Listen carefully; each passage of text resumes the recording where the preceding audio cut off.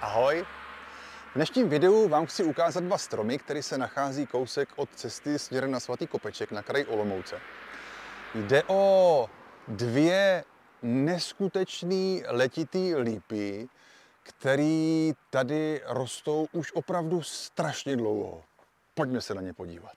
Nacházíme se kousek od domova pro seniory Pohoda ve Chválkovicích v Olomouci.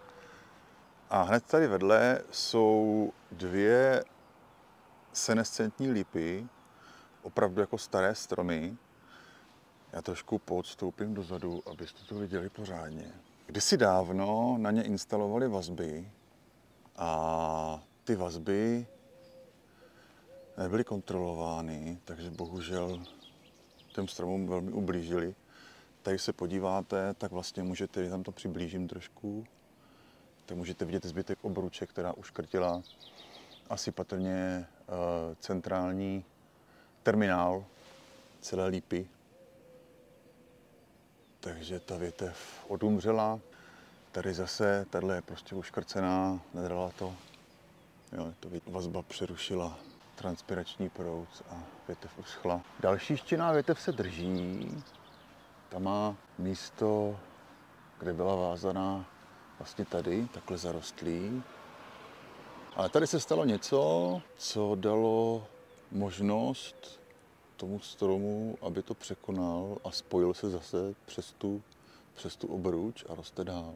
Ale už je tam mechanicky poškození, takže tuhle větev asi budeme zkracovat, aby se trošku odlehčila. Další lípa hned vedle byla taky svázaná, měla na sobě vazby a taky obruče, ale její osud byl trošku lepší, protože měla tu sílu se těm obručím postavit. Tady jedna praskla, tohle je kus centrální větve, která odumřela. Tady to obruči prostě uškrtila. Se rozpadla a vpadla dovnitř. Další větev, která se postavila obručí, tak je tady tato velká. Tady je vidět, jak se brání. Taky praskla, ale částečně zarůstá, takže uvidíme, jak to bude pokračovat dál, ale protože je tady ten transpirační proud z velké části přerušený, tak ta špička už prosychá. Další překážkou pro lípu je vedení vysokého napětí, který vede tady kousek od toho stromu. Větev byla odstraněná, ale lípa má touhu žít, takže vyhodila spoustu výmlatků a snaží se tu větev nahradit. Musíme ji nějakým způsobem umravnit a učesat. A i tady budeme hledat, jak té lípě pomoct, tak, aby tady mohla být dál a dávat stín a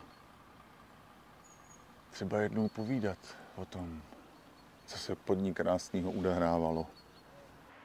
Jestli vás zajímá, jak to dopadne, jak to bude probíhat tady dál a jak se lípám bude dařit, tak mě sledujte, aby vám nic neuniklo. Ahoj!